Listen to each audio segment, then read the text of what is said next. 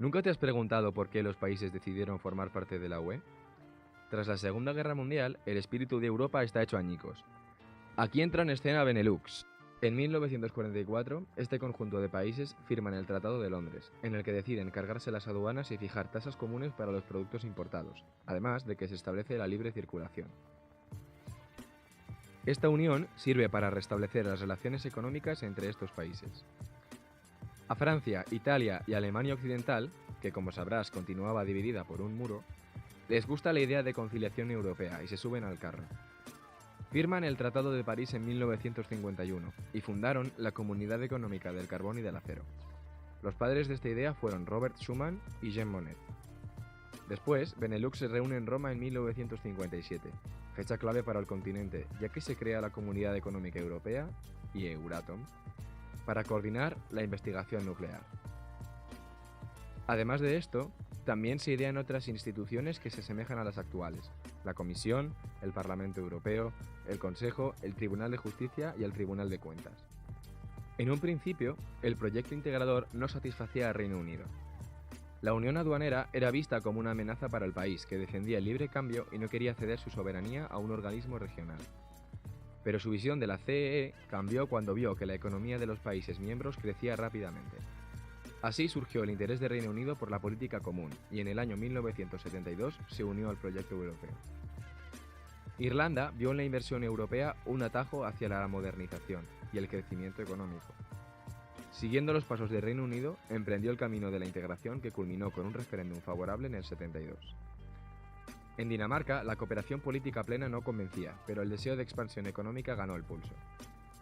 A través de un referéndum, el país, con la excepción de las Islas Feroe, se convirtió en miembro de pleno derecho de la CEE en 1973. Grecia también tenía en el punto de mira la entrada en la CEE, ya que necesitaba inversión extranjera para paliar su crisis económica. Así, en 1979 se une a la Comunidad Económica Europea, tras varios intentos en 18 años de idas y venidas provocadas por un golpe militar y una dictadura. No fue hasta 1986 que España entró en la Unión Europea. La caída del régimen franquista supuso la eliminación del principal obstáculo. No obstante, seguían sin cumplirse las condiciones económicas. Además, Francia y otros países consideraban que la agricultura española podría perjudicar su economía, debido a la PAC, problema que sigue candente. Sin embargo, prevalecieron los intereses a favor de la entrada de España, por las estrechas relaciones que mantenía con los países iberoamericanos y árabes. En el caso de Portugal, se le exigió la misma condición tras la caída de la dictadura de Salazar, la liberalización del país. Además, su presencia en Brasil y otras excolonias resultó determinante. Por otra parte, en 1989 cae el muro de Berlín, que separaba las dos Alemanias. Ambas negociaron en un tratado la reunificación económica, social y política. En 1990, la Alemania actual formaba parte de la UE, manteniendo como fecha de entrada el 1 de enero de 1958, cuando se incorporó la Alemania Occidental. Las negociaciones para la quinta ampliación incluían a Suecia, Austria, Finlandia y Noruega, la cual finalmente rechazó su adhesión debido a la victoria del no en un referéndum. Estos países apostaron por la entrada en la Unión Europea pese a sus dudas iniciales, sobre todo en materia de agricultura y medio ambiente. En 1994, estos países comenzaron a disfrutar de las ventajas comerciales de la integración. Tras la caída del muro de Berlín y la desintegración de la Unión Soviética y Yugoslavia, la siguiente ampliación se impulsó desde dentro. El interés por continuar la integración ya no era de los países, sino del Consejo Europeo, quien, a través de la Cumbre de Luxemburgo, promovió la anexión de los estados del Este, Malta y Chipre. Esta es, quizás, una de las ampliaciones más importantes. Por un lado, los países que surgieron de la desintegración de la URSS abandonaron el aislamiento para reconectar con la Europa occidental. Por otro lado, Malta y Chipre interesaban a la Unión Europea sobre todo por su situación estratégica, tanto desde el punto de vista energético como militar.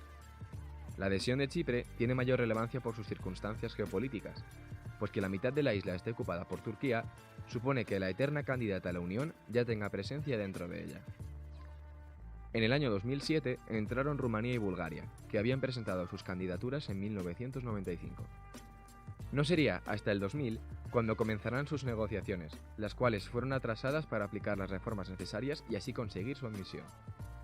La firma del Tratado de Adhesión tuvo lugar en el año 2005, con una serie de restricciones, como la de una de las 4 libertades, la de libre circulación, para impedir un traslado a gran escala de sus ciudadanos. Se llevaron a cabo deportaciones masivas de rumanos gitanos desde Francia a Rumanía por motivos raciales. En 2003, Croacia solicitó la entrada en la Unión Europea, pero no fue hasta 10 años más tarde cuando consiguió cumplir las condiciones necesarias.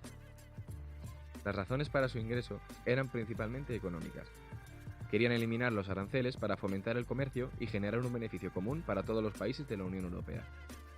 Entonces, ¿quién será el próximo en entrar? ¿Y cuáles serán sus razones?